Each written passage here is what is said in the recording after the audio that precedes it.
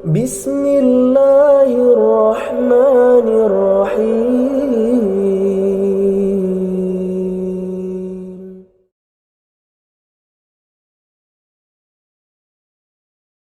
ورحمة الله وبركاته.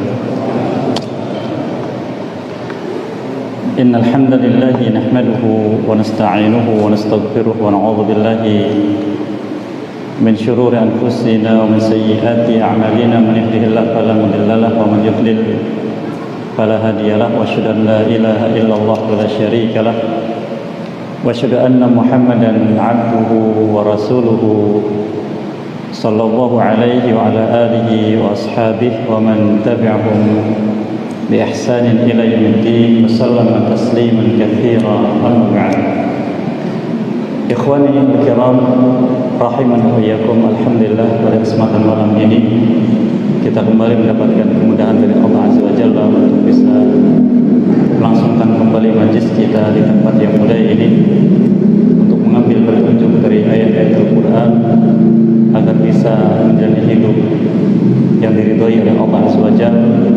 Dan kita berharap semoga kita senantiasa diberikan kemudahan untuk meniti jalan yang lurus mengantarkan kepada ridha Allah Subhanahu wa taala. Kita masih bersama surah Al-Baqarah dan malam ini insyaallah kita akan mengambil faedah dari ayat yang ke-62. Namun sebelumnya mohon dibacakan terlebih dahulu. Tafadhal.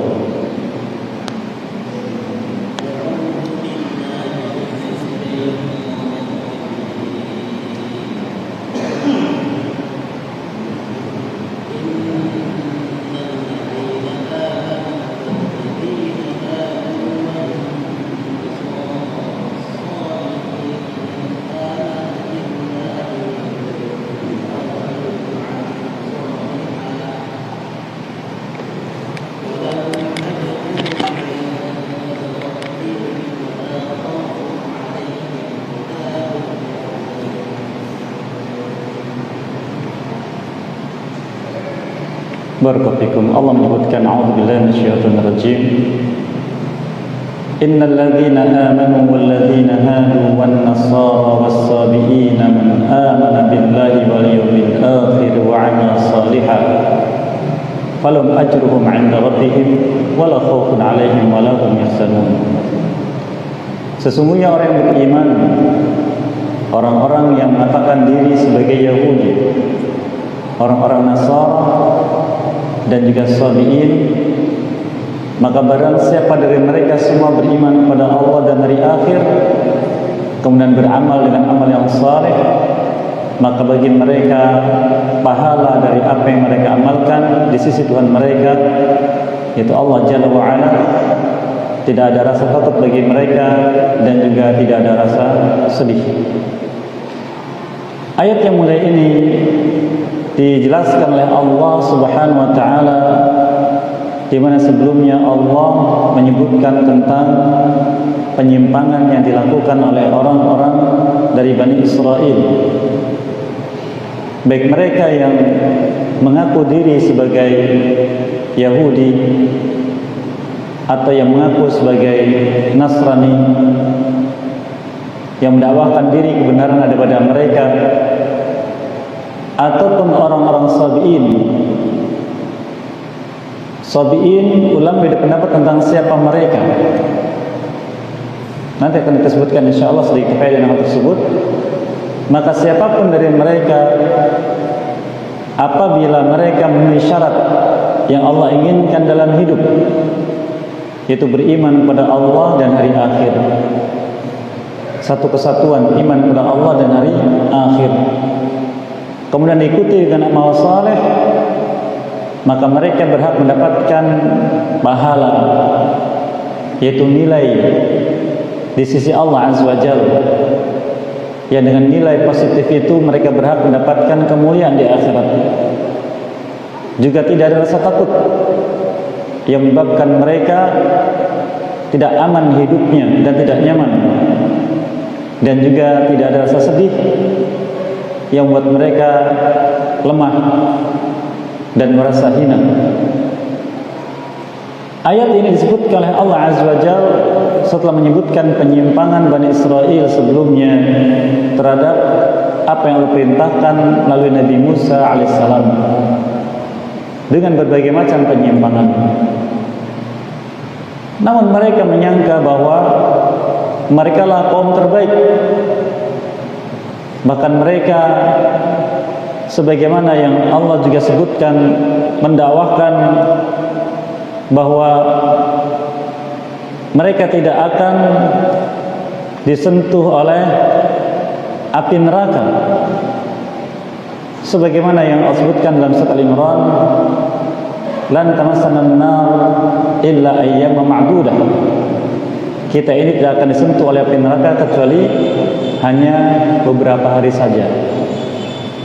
Mereka menganggap remeh. Bahkan mereka juga menganggap nahnu abna Allah, kami adalah anak-anak Allah Azza wa Jalla.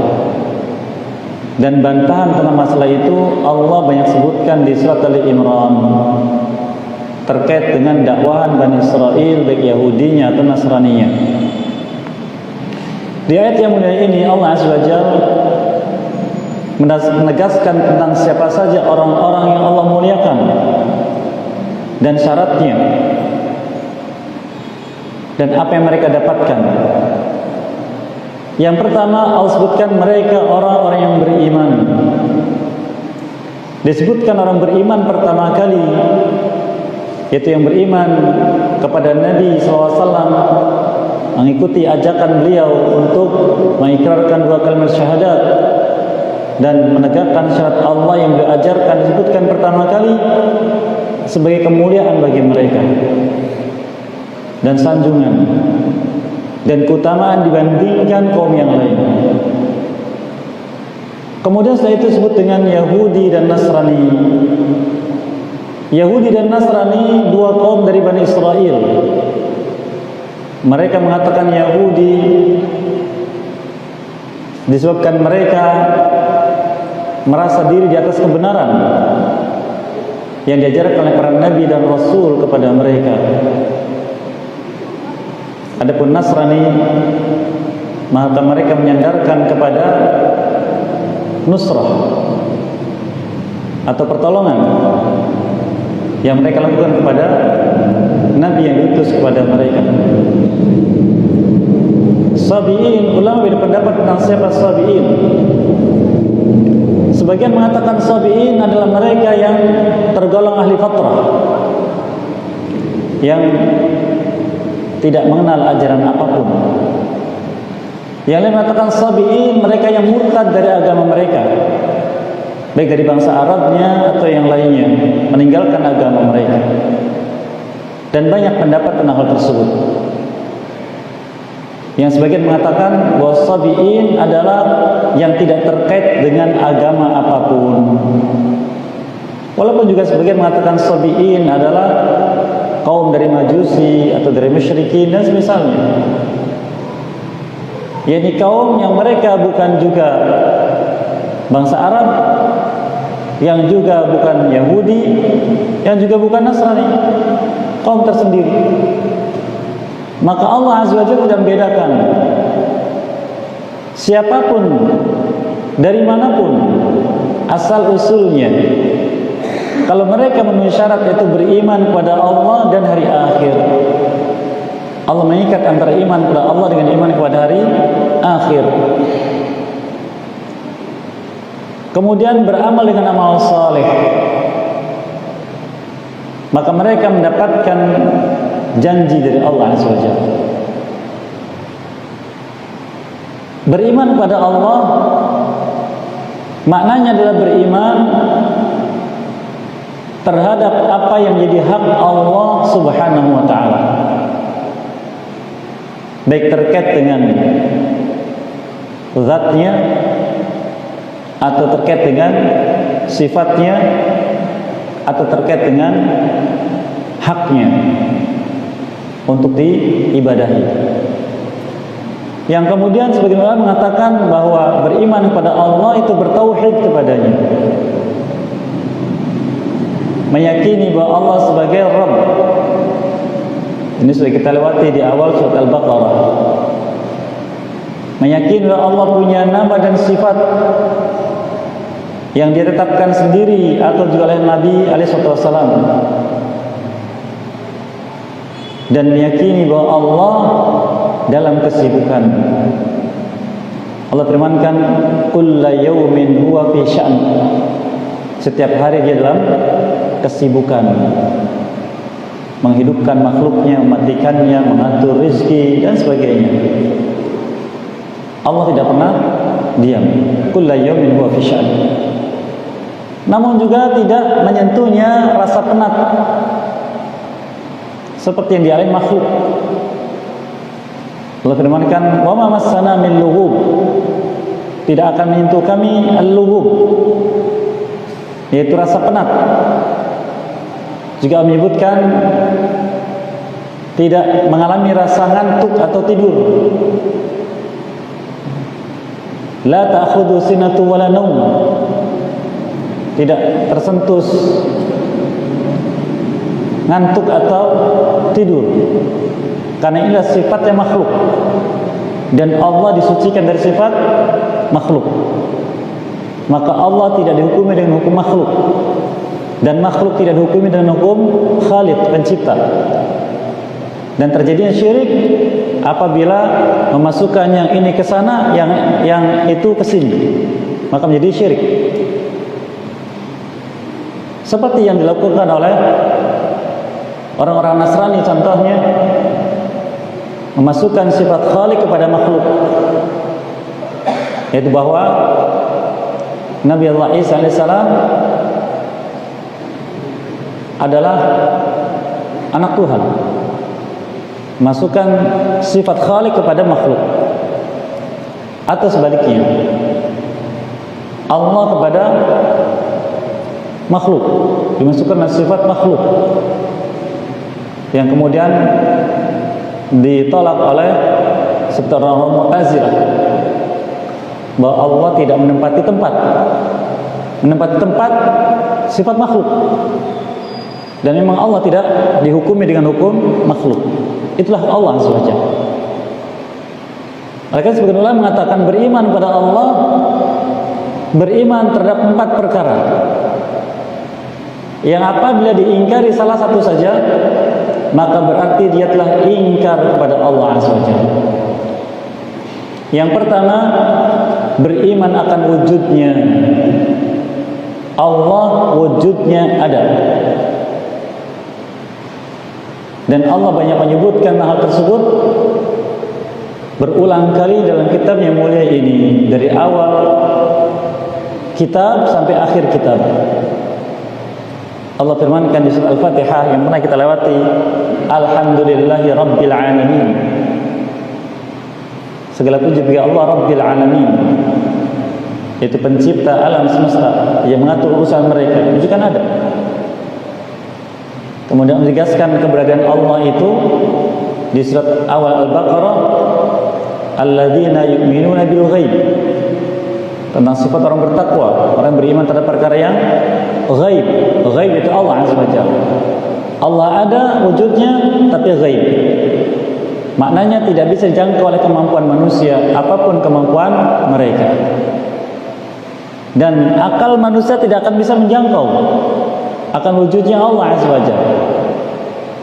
Oleh karenanya di antara syiar yang diajarkan Nabi kita SAW ketika seseorang memikirkan tentang zat Allah Azza wa Jalla, kemudian tidak bisa dijangkau oleh akalnya, maka dia katakan Allahu Akbar. Diucapkan Allahu Akbar. Allah Maha Besar dan tidak bisa dijangkau oleh apapun. Oleh karena Allah Azza wa Jalla memberikan gambaran akan kebesaran Allah Azza wa Jalla, kemudian mensucikan dirinya dari sifat yang diberikan manusia yang tidak sesuai dengan keharusannya. Allah firmankan di antara di surat Az-Zumar, Allah berfirman, wal ardu jami'an qabdatuhu yaumal qiyamah was samawati matwiyatun bi yaminihi subhanahu wa ta'ala amma yusyrikun. Bumi ini nanti di akhirat digenggam oleh Allah dengan tangan kanannya, bumi digenggam oleh Allah dan langit dilipat dengan tangan kanannya. Maka Maha Suci Allah dari apa yang mereka sekutukan.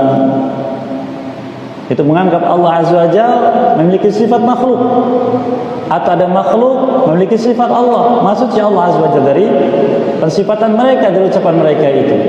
Maka Allah gambarkan bagi kita wujud kebesaran Allah Azza wa Jalla. Yang Allah gambarkan bumi digenggam olehnya dan langit dilipat dengan tangan kanan. Sekarang pertanyaannya, adakah dari makhluk, dari kita manusia yang bisa memperkirakan bumi besarnya? Bisa Ustaz, ada ilmu alam. Lalu tergambar tidak di benaknya kalau bumi ini digenggam oleh Allah Azza wa Jalla?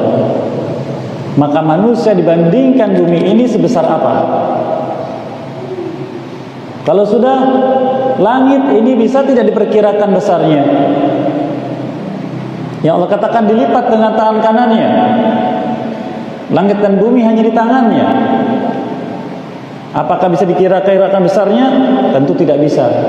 Maka katakan subhanallah amma yusyrikun. Suci Allah dari apa yang mereka sekutukan. Karena ketika menggambarkan Allah dalam wujud yang tidak sesuai dengan kenyataan yang Allah tetapkan dirinya sendiri, maka akan mengarahkan pada wujud yang tidak sesuai dengan Allah, dan itu sebagai sesuatu yang dijadikan sebagai tandingan Allah Azza wa Jalla, menjadi sekutu baginya. Maka syiar orang beriman kepada Allah dan kitabnya seperti yang disebutkan di surat Ali Imran, di awal surat Ali Imran, walladzi warasikhuna fil ilmi yaquluna amanna bihi kullun min 'indi rabbina. Orang yang dalam ilmunya terhadap keyakinan Allah atau terhadap keyakinan kepada Allah, keimanan kepadanya, yang dia yakin tidak bisa menjangkau Allah dengan kemampuannya itu, maka ketika mendapatkan penjelasan Al-Quran tentang besarnya Allah Azza wa Jalla, dia katakan amanna bih, kami beriman dengan itu semua. Apa yang dijelaskan dalam kitabnya? Kullun min 'indi rabbina, kalian semua berasal dari Rabb kami. Sudah cukup beriman. Akalnya dibatasi, tidak dibiarkan melampaui batas. Karena syariat ini memang ada batasnya. Allah sebutkan berulang tentang siam, tentang talak, tentang waris, ditutup dengan tilka hududullah fala ta'taduha. Itulah batas hukum Allah, jangan kalian melampaui batasnya, apalagi terhadap Allah Azza wa Jalla. Dan syaitan masuk dari sisi ini agar manusia terperosok ke dalam masalah ini, dan tidak sedikit yang terperosok. Dan yang terperosok adalah khusus mereka yang mendalami ilmu tentang kebesaran dan keagungan Allah Azza wa Jalla. Allah firmankan di surah Al-Baqarah, Ya ayuhan nas kulu mimma fil ardi halalan thayyiban wala tattakhidhu khutuwati syaitan innahu lakum aduwwun mubin innama ya'murukum bis-su' wal fahsya wa an taqulu 'ala Allahi ma la ta'lamun. Wahai manusia, silakan kalian makan dan minum dari apa yang ada di muka bumi ini selama halal dan thayyib. Dan jangan kalian mengikuti langkah-langkah syaitan, karena dia musuh yang nyata untuk kalian. Dan dia itu memerintahkan kalian wahai manusia agar terperosok ke dalam segala keburukan yang dimurka oleh Allah, wal fahsya, dan kekejian yang diancam azab oleh Allah, wa antaqulu 'ala Allah ma la ta'lamun, dan berbicara sesuatu tentang haknya Allah yang kalian tidak ketahui ilmunya. Awas pada. Jadi kalau sudah bicara tentang Allah dan yang terkait dengannya, maka tahan diri. Katakan syiar orang beriman, amanna bihi kullun min 'indi rabbina. Kami beriman karena semua dari Tuhan kami. Bahkan jangan pernah merasa malu untuk mengatakan kalimat yang mulia ini, karena itu syiar yang Allah ajarkan bagi orang beriman kepadanya dan kepada kitabnya. Bahkan kata para ulama, makhluk yang lebih mulia dari kita pun ketika disuruh oleh Allah menjelaskan sesuatu yang mereka tidak mendapatkan ilmunya, mereka katakan subhanak la ilma lana illa ma 'allamtana. Maha suci Engkau ya Allah, kami tidak punya ilmu kecuali apa yang Engkau ajarkan. Mengatakan subhanak, karena kalau kita membicarakan Allah tidak sesuai dengan apa yang sudah tetapkan untuk dirinya, berarti kita merendahkan Allah. Maka subhanaka, Engkau maha suci dari itu semua. Maha suci dari itu semua. Maka waspada dan hati-hati ketika bicara tentang Allah Subhanahu wa taala. Ini yang pertama tentang wujudnya. Yang kedua, beriman bahwa Allah Azza wa Jalla senantiasa berbuat dan tidak pernah diam. Allah sendiri menjelaskan kullu yaumin huwa fi sya'n. Setiap hari dia dalam kesibukan. Yang ini disebut dengan hak rububiyahnya. Maka adanya kehidupan, adanya kematian yang kita saksikan, itulah wujud perbuatan Allah Azza wa Jalla. Melihat ada bayi lahir, melihat ada orang yang meninggal dunia, setiap hari kita dapat begini berdemikian, itulah perbuatan Allah. Tapi Ustaz, manusia kan bisa merekayasa demikian? Iya, itu juga perbuatan Allah. Allah firmankan, wallahu khalaqakum wa ma ta'malun. Allah mencipta kalian dan apa yang kalian kerjakan.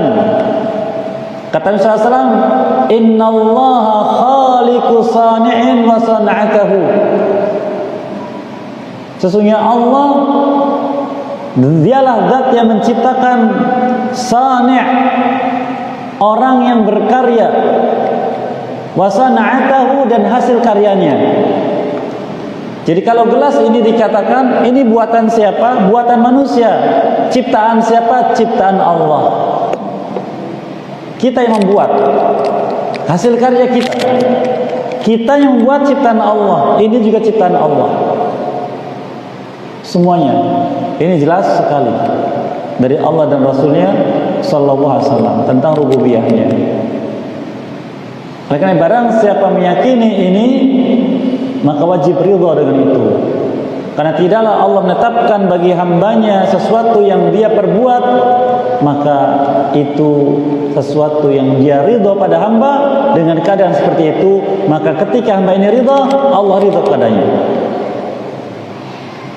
Oleh karena bagi siapapun dari kita yang Allah ciptakan keadaan fisiknya kurang sempurna, apakah pandangan yang kurang, pendengaran yang kurang, tangan, kaki dan sebagainya, ini pemberian dari Allah yang bila kita merasa tidak sama dengan orang yang lain, kurang sempurna, maka jangan mengeluh, karena inilah yang Allah inginkan bagi dirinya. Oleh karena ketika hamba diberikan kekurangan dari sisi di kehidupan di dunia ini, kemudian dia ridha dan sabar, Allah menggantikan pahala yang berlipat, tidak diberikan kepada yang lain khusus. Dan itu menjadi tanda kemuliaan baginya bila dia memahami. Yang ketiga, Allah Azza wa Jalla punya hak untuk diibadahi. Karena tidak mungkin Allah menciptakan manusia di muka bumi sia-sia hanya untuk hidup di muka bumi, tidak mungkin.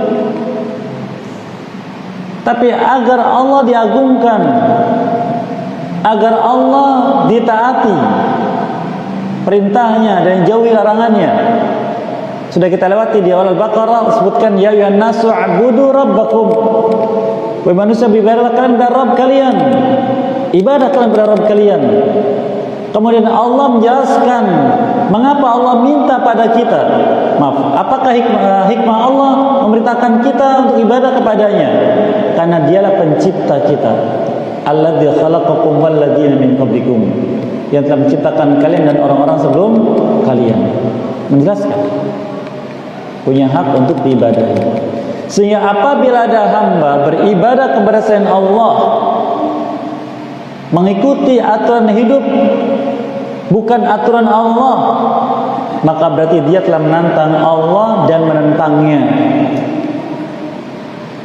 Karena yang menciptakan dia Allah, yang berikan segala kemudahan hidupnya adalah Allah, tapi dia berpaling pada yang lain. Kemudian yang keempat, Allah memperkenalkan dirinya pada hamba-hambanya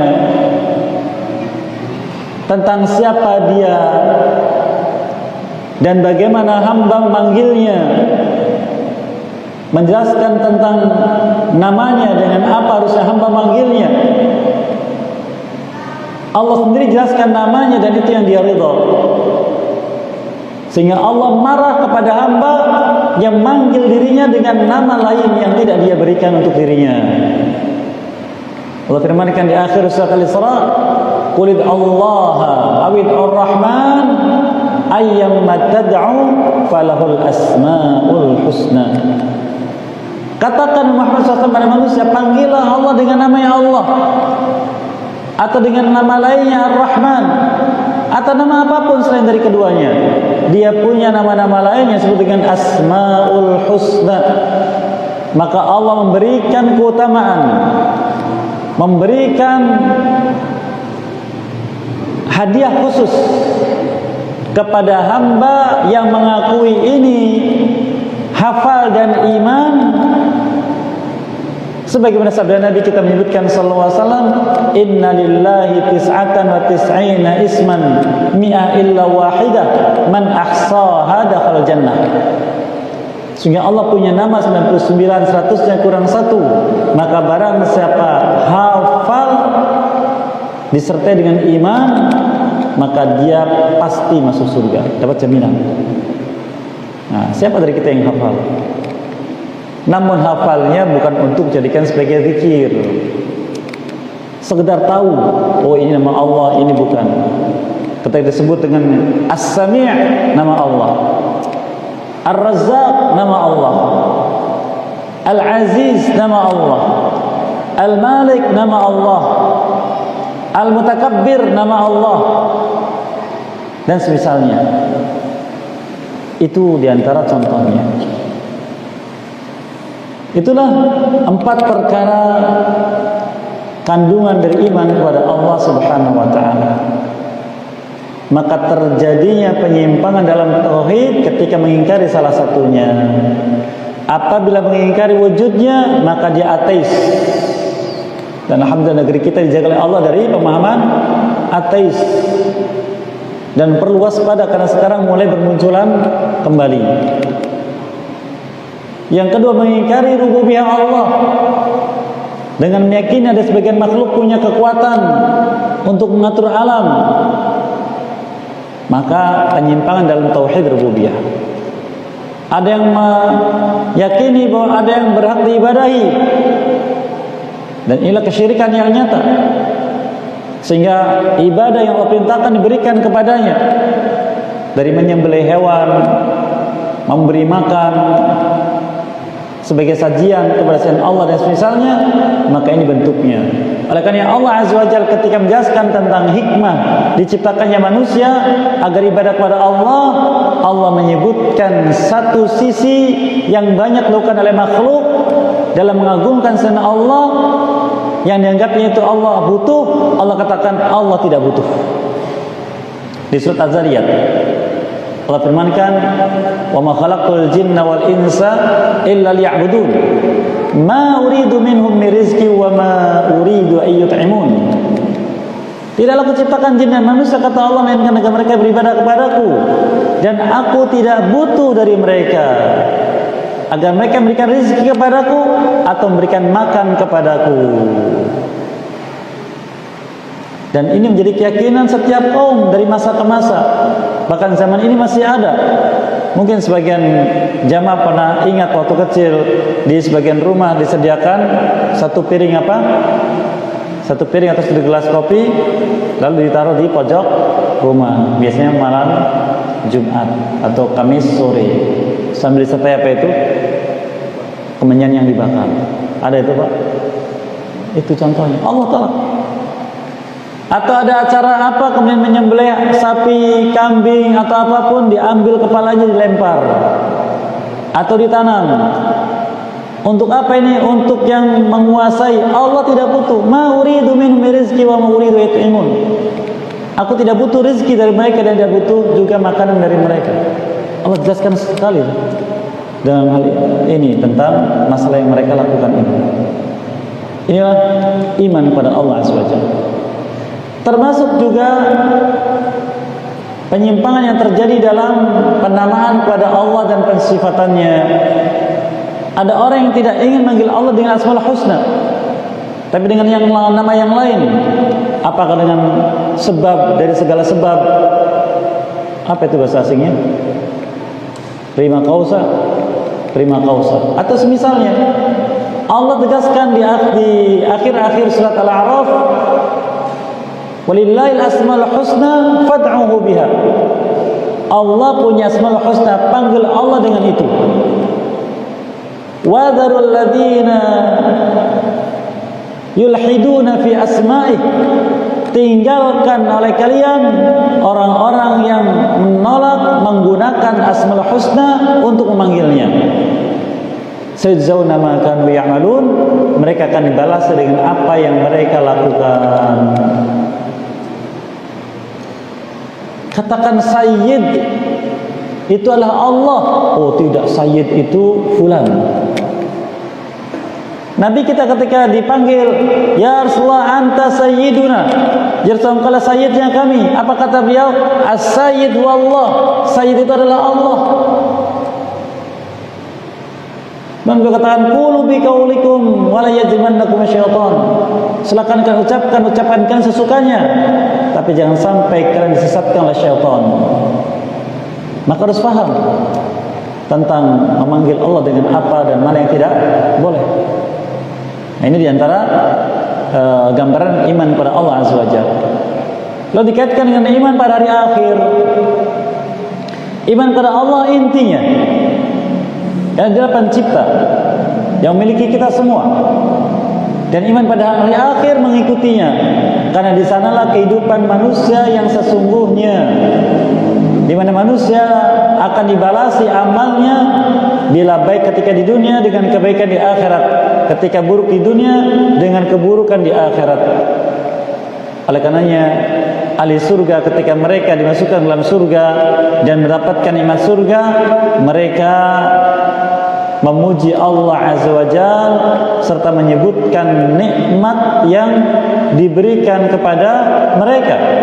Seperti yang disebutkan di surat Fatir, Allah Azza wa Jalla menyebutkan tentang orang yang masukkan dalam surga, wa qalu alhamdulillahilladzi adhaba 'annal hazan inna rabbana laghafurun syakur alladzi halana darul muqamati min fadli la yamassuna fiha nasab wa la yamassuna fiha lughub. Mereka berkata segala puji bagi Allah, zat yang telah menghilangkan dari kami kesedihan. Sesungguhnya Rabb kami Allah Azza wa Jalla zat Maha Pengampun lagi Maha bersyukur pada hambanya. Dialah juga yang telah menghalalkan untuk kami ini darul muqamah, negeri kekal ini, dari karunia-Nya yang kami tidak disentuh rasa penat dan juga tidak disentuh rasa sakit. Ini pujian mereka yang merupakan karunia dari Allah Azza wa Jalla.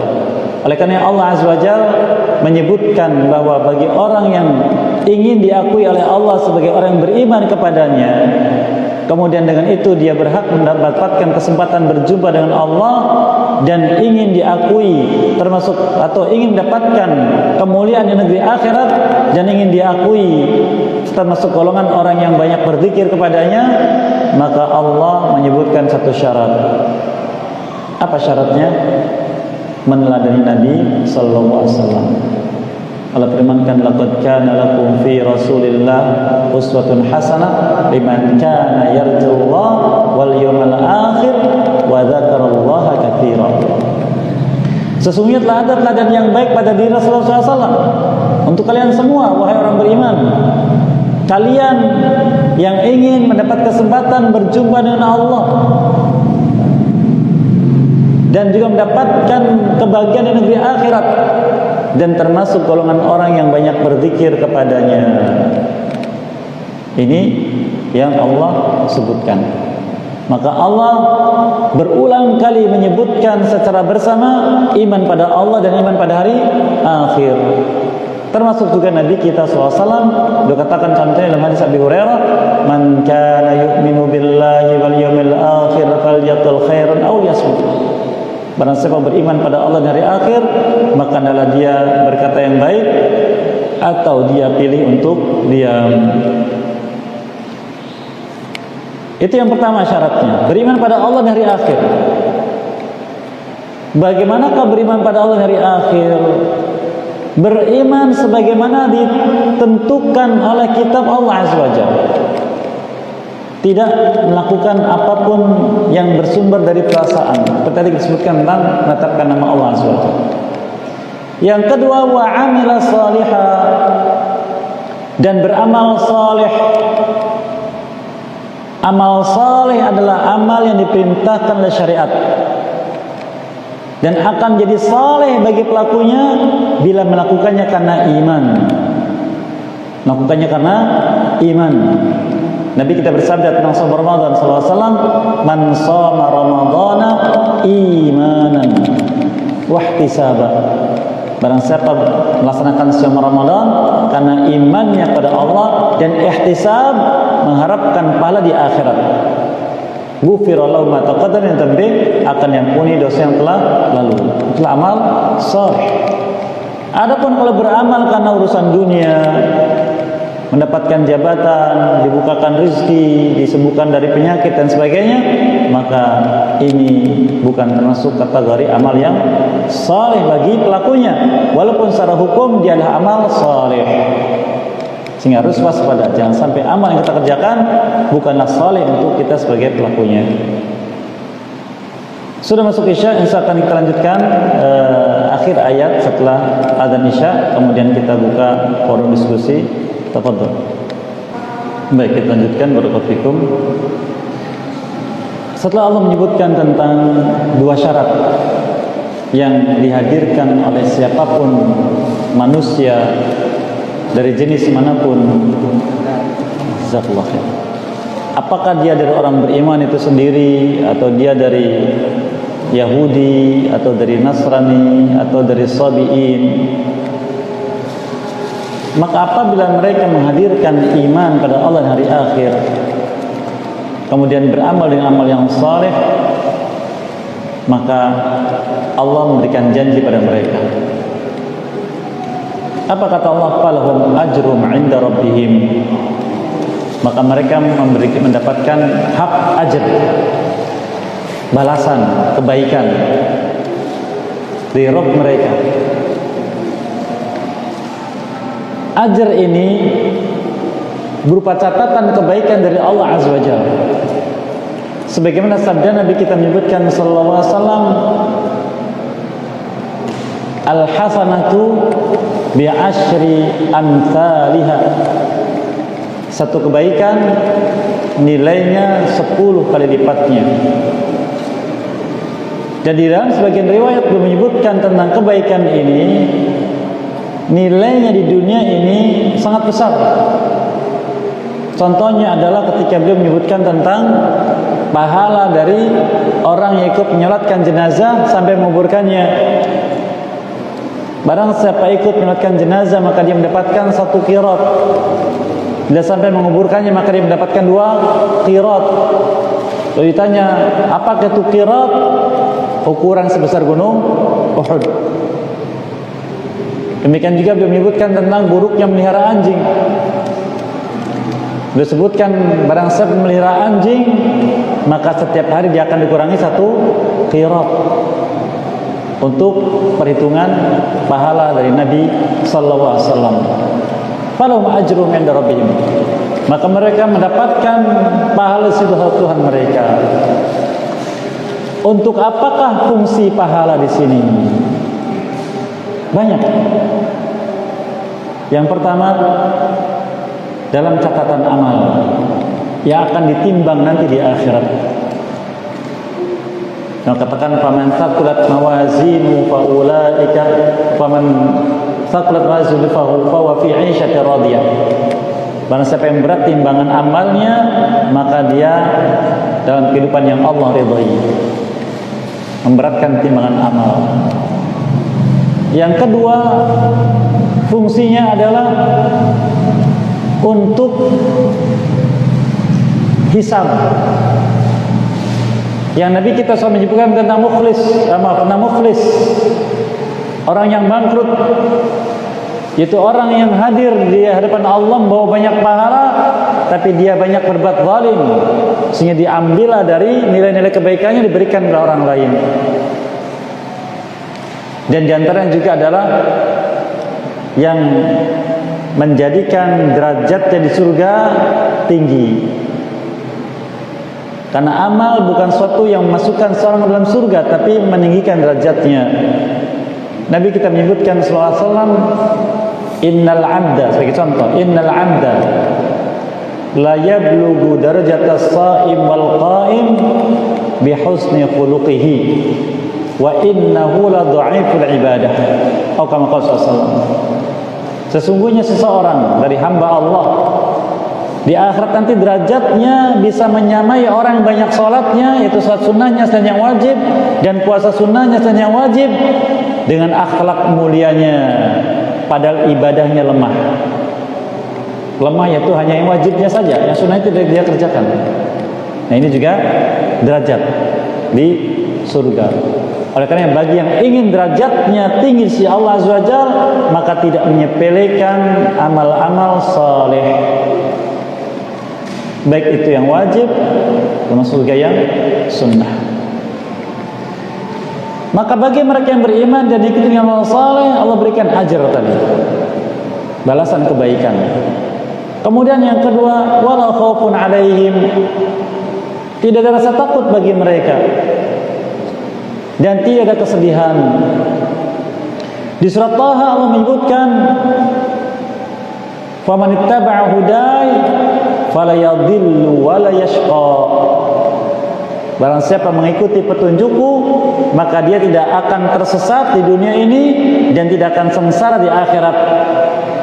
Di mana ayat semisal sebutkan di surat Al-Baqarah sudah kita lewati, fa imma ya'tiyannakum minni huda faman ittaba'a hudai fala khaufun 'alaihim wa lahum yahzanun. Maka barang siapa mengikuti petunjukku, maka dia tidak akan takut hidupnya dan tidak akan bersedih. Maka takut di sini yaitu dari kesesatan dan dari azab, dan sedih karena menyesal akan kehidupan yang sudah dia lewati tanpa mengikuti petunjuk. Seperti yang banyak atau sebutkan tentang ahli neraka, ketika mereka masuk neraka, mereka menyebutkan kepada Allah Azza wa Jalla penyesalannya karena mereka tidak mengikuti Nabi Sallallahu Alaihi Wasallam, tapi mereka mengikuti pemimpin-pemimpin mereka dan juga mengikuti pentolan-pentolan mereka. Allah firmankan di surat Al-Ahzab di ayat yang ke-67, wa qalu, di ayat yang ke-66 dahulu mereka mengatakan, ya laitana ata'na Allah wa ata'na Rasul. Oh, menyesalnya kami seandainya dulu ketika di dunia kami taat kepada Allah dan taat kepada Rasulnya. Wa qalu rabbana inna ta'na sadatana wa kubara'ana fa'adalluna as-sabila. Mereka mengatakan, wahai Rabb kami, sungguh kami di dunia telah mentaati pemimpin-pemimpin kami dan juga pemuka-pemuka kami, padahal mereka menyesatkan kami dari jalan yang lurus. Menyesal. Maka hal itu dihilangkan oleh Allah bagi siapapun yang mengikuti petunjuk Allah Subhanahu wa taala.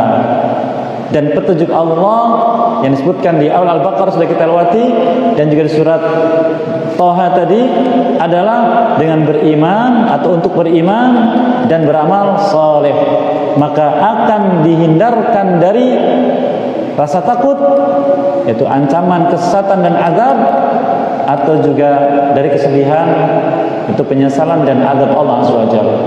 Oleh karena firmankan di surat Al-An'am, alladzina amanu walam yalbisu imanahum bidzulmin ulaika lahumul amnu wa hum muhtadun.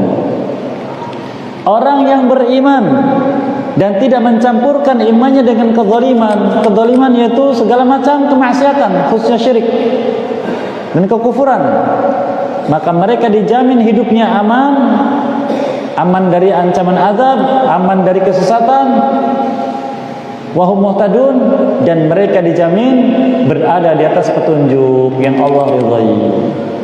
Oleh karenanya ketika kita memahami ayat yang mulia ini, betapa pentingnya iman dan amal saleh. Karena itu juga yang Allah sebutkan menyelamatkan manusia dari kerugian. Yang sudah disebutkan kerugian adalah azab. Allah firmankan surat Al-Asr, illal ladzina amanu wa 'amilus shalihat. Dan itu juga dengan sebab iman dan amal saleh Allah masukkan pelakunya ke dalam surga Allah. Seperti disebutkan di dalam surat Al-Bayyinah, bukannya surga Allah tapi juga mendapatkan nilai kebaikan di muka bumi dan juga ridha Allah azza wajalla. Allah firmankan, innal ladzina amanu wa 'amilus shalihat ulaika hum khairul bariyah. Sungguh orang yang beriman dan beramal saleh, mereka makhluk terbaik di muka bumi. Jazaohum 'inda rabbihim jannatu 'adnin tajri min tahtiha al-anhar khalidina fiha abada. Balasan untuk mereka adalah surga Aden yang mereka kekal di dalamnya, mengalir di dalamnya sungai-sungai. Dan yang ketiga, Allah katakan radhiyallahu anhum wa radu an. Allah ridha pada mereka dan mereka pun ridha kepada Allah. Dzalika liman khasyya rabbah, itu bila mereka senantiasa takut kepada Rabb mereka.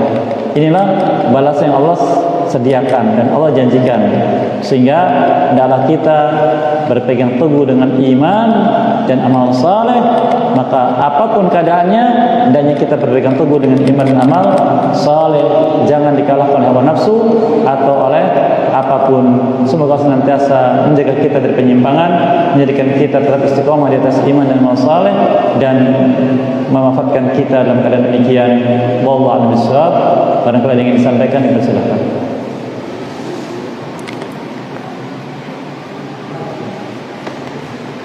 Fadal, silakan Pak.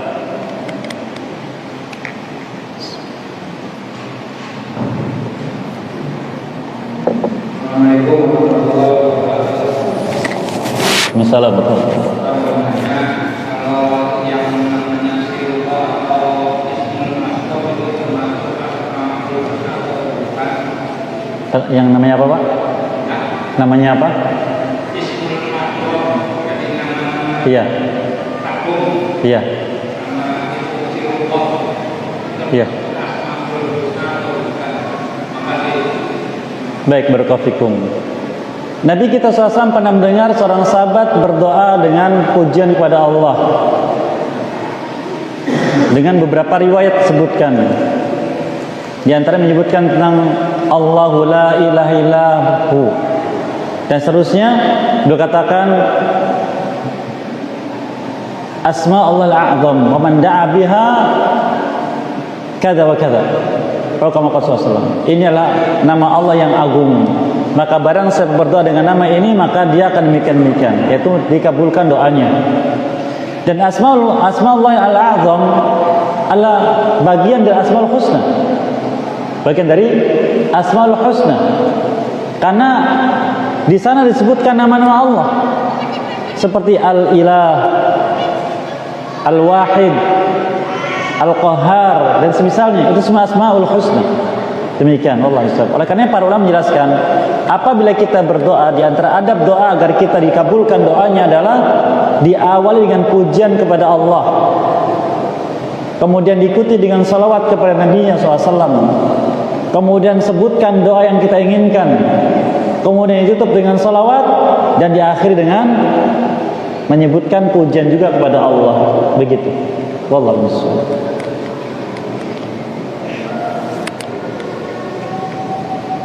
Cukup. Saya kira demikian. Mohon maaf kesalahan dan kekurangan. Semoga maafkan semua dan baik untuk berkahi dan mudahkan untuk bisa mengamalkannya. Wallahu walidal wal qadir alaih wa sallallahu Muhammadin wa ala alihi wa sahbihi ajma'in wa qud'ana alhamdulillahirabbil alamin. Subhanakallahumma wa bihamdika asyhadu an la ilaha illa anta astaghfiruka wa atubu ilaik. Assalamualaikum warahmatullahi wabarakatuh.